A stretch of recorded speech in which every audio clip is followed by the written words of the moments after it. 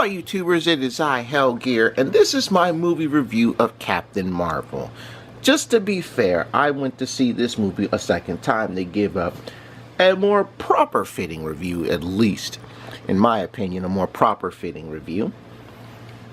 Especially with Avengers Endgame coming out at the end of April, on the 26th. So, if you agree with or disagree with anything that I may have to say in this review, please do so in the comment section below, as well as sharing your experiences and insights on this movie in the comments section below. Now, to those of you who haven't seen it yet, Captain Marvel is a good 2-hour movie. Nice time to spend during a bad day or whatever.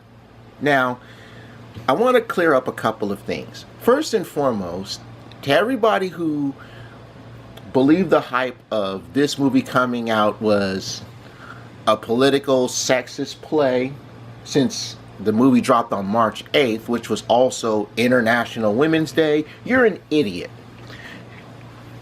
The release date of Captain Marvel had nothing to do with International Women's Day. Set my grape juice real quick.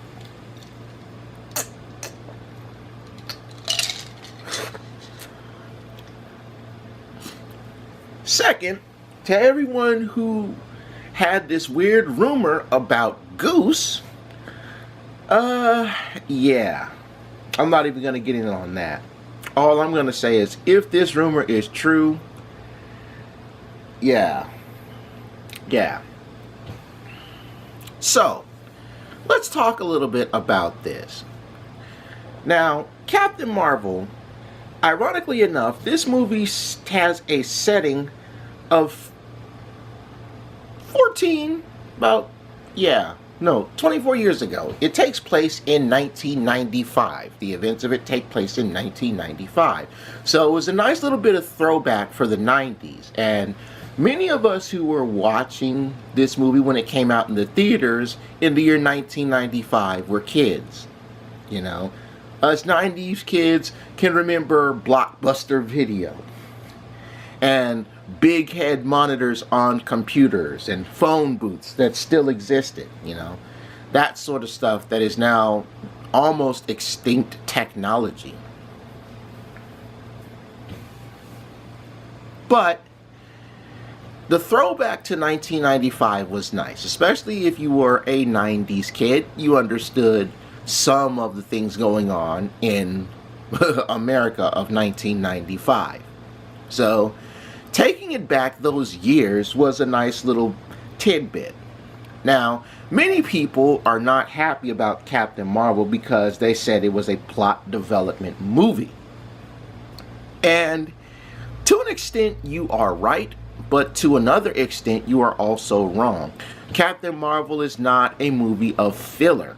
But what it does is it answers a lot of things when it comes to our Marvel characters, especially the Avengers. You know, people wondered why Captain Marvel would be part of in the last half of the Infinity Wars. Well, this movie explains that. This movie explains other things. Like, most notably, whatever happened to Nick Fury's eye. This movie does explain that. So, let's go on and do some more things. Now, the dynamic here between Vers, as she's known in the movie, and said Nick Fury is a really nice collateral. It's a really good thing. You can tell the dynamic is there.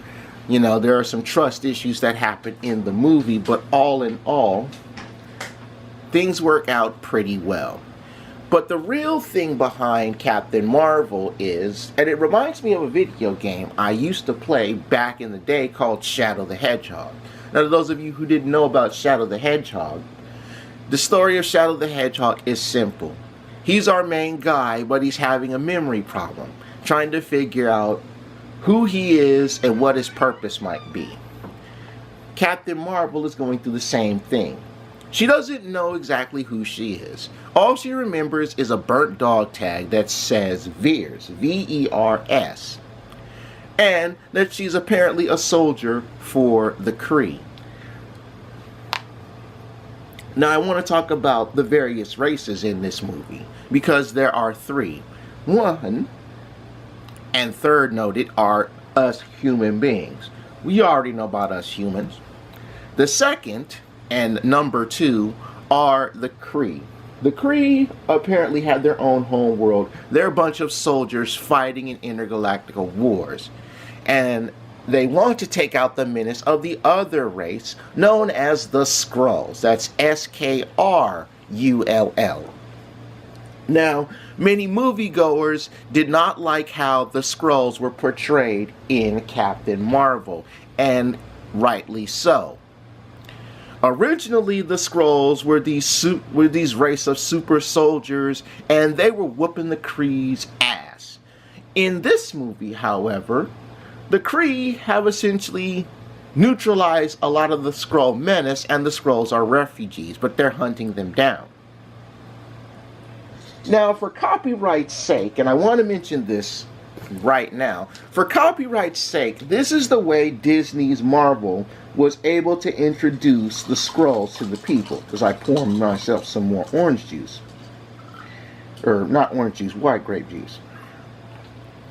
The Skrull, to many Marvel fans, were introduced by another group of Marvel heroes, which Disney does not have the rights to, and they are the Fantastic Four.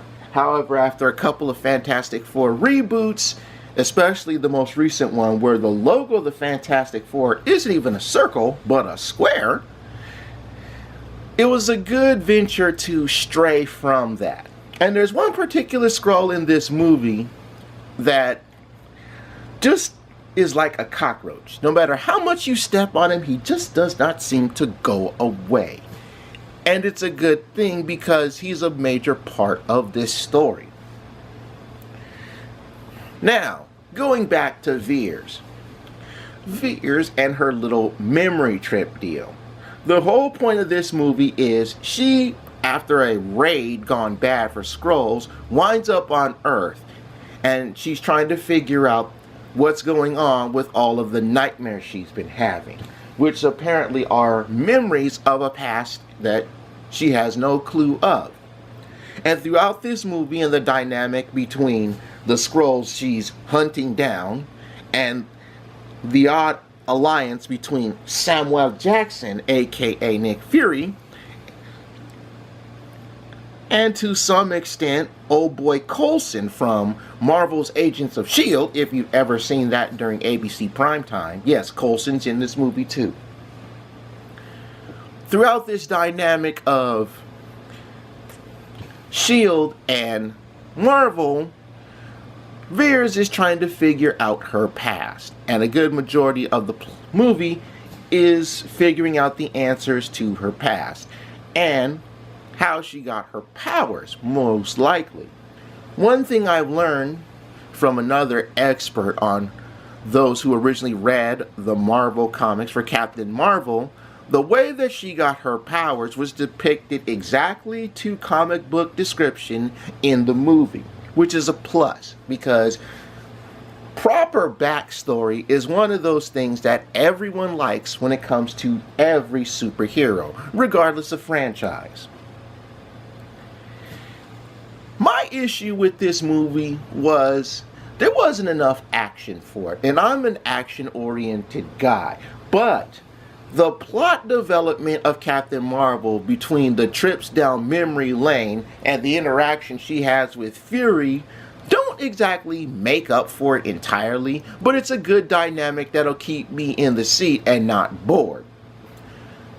In the end, we figure out exactly who Veers' real name is, the purpose of the Kree and Skrull War, and of course, the sweet, sweet colors of her outfit. It all gets explained. It also explains a lot about the Infinity Wars. I'm not going to tell you exactly what that is. You'll just have to see this movie for yourself. And like all of these other movies, this is one thing I will tell you. Stick around after the credits because there's one scene right there where Captain Marvel comes back, and the first thing she's doing is asking for Fury, which sets up the Infinity Wars coming April 26th and her involvement. Rotten Tomatoes at the time gave this movie an 83%, essentially an 8 out of 10, and I too agree with that. This movie was not the best in the Marvel franchise, and Rotten Tomatoes made that perfectly clear. The best movie of the Marvel's Infinity franchise was in fact T'Challa and Black Panther, with the highest score on Rotten Tomatoes of all the movies from Iron Man up until now. I would have liked to see a bit more action in this movie. I would have actually liked to see the Skrulls as not watered down, which this movie portrays them as, which is a sad shame to many Marvel goers. But it fills the gaps quite nicely for this final moment of Marvel's Avengers Endgame. Now, just to be clear, I want to say this. Endgame, again, coming out the 26th of April. And this is going to be a 3-hour movie. One more time, Avengers Endgame is going to be a 3-hour movie. So, if you're going to see it, especially on opening day, because the 26th is Friday, I advise you not to buy any liquid drinks unless you've got a really strong bladder that can endure 3 hours of action.